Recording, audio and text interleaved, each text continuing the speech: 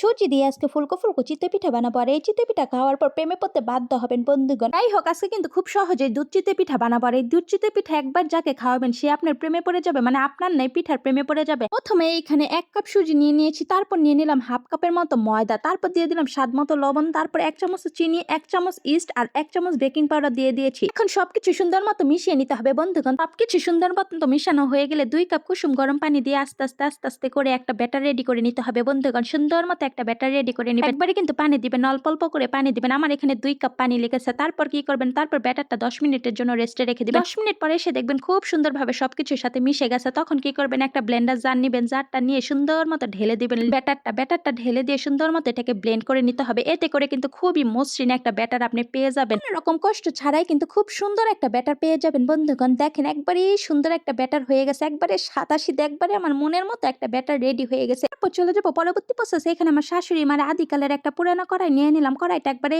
ভালো মতো গরম করে নিতে হবে বন্ধুগণ। আপনি যে কোনো কড়াইয়ে কিন্তু এই রেসিপিটা করে নিতে পারেন, মানে এই চিতই পিঠাটা বানিয়ে নিতে পারেন। কোনো বাধা ধরা কোনো নিয়ম নেই বন্ধুগণ। যেই কড়াইয়ে দিবেন সেই কড়াইয়ে একবারে অসংখ্য ছিদ্রযুক্ত চিতই পিঠা, একবারে ফুলকো ফুলকো চিতই পিঠা রেডি হয়ে যাবে। যাই হোক, কড়াইটা যখন গরম হয়ে আসবে তখন সেট করে একটা করে পিঠা বানিয়ে নেবেন। একবারে পিঠাটা দিবেন, দিয়ে সুন্দর মতো ঢাকনা দিয়ে একবারে ঢেকে দিবেন। ঢেকে দিয়ে 1 মিনিটের মতো ওয়েট করবেন। দেখবেন আপনার অসংখ্য ছিদ্রযুক্ত একবারে নরম তুলতুলে ফুলকো চিতই পিঠা রেডি হয়ে যাচ্ছে। কি যে সুন্দর আর কি যে ইজি, কি আর বলবো। 1 মিনিট পর খুব সহজে কিন্তু চিতই পিঠাটা উঠিয়ে নিতে পারবেন। এমনি কিন্তু চিতই পিঠা একবারে কড়াইয়ের সাথে লেগে থাকে, তুলতে গেলে একবারে যুদ্ধ করতে হয়, কিন্তু এই ক্ষেত্রে কিন্তু কোনো যুদ্ধ করতে হবে না, একবারে অনায়াসেই উঠে যাবে। কিভাবে কিন্তু আমি সবগুলো পিঠা একবারে সুন্দর মতো বানিয়ে নিয়েছি। ভাবা যায় আমি এত সুন্দর সুন্দর ফুলকো ফুলকো অসংখ্য ছিদ্রযুক্ত চিতই পিঠা বানাতে পারলাম। আমি যদি পারি আপনারাও কিন্তু অবশ্যই পারবেন। তো বাসায় কিন্তু অবশ্যই ট্রাই করবেন। তারপর কি করবো, তারপর পিঠা বানাবো আর অন্যদিকে কিন্তু চুলার মধ্যে একবারে দুধ দিয়ে দিলাম। সুন্দর মতো জাল হতে থাকুক। আর এদিকে কিন্তু আমি ঝটপট করে অনেকগুলো পিঠা একবারে বানিয়ে নিয়েছি। তারপর যখন দেখবেন দুধটা সুন্দর মতো জাল হয়ে গেছে তখন এখানে 2টা এলাচ দিয়ে দিবেন। তারপর দিয়ে দিবে এখানে খেজুরের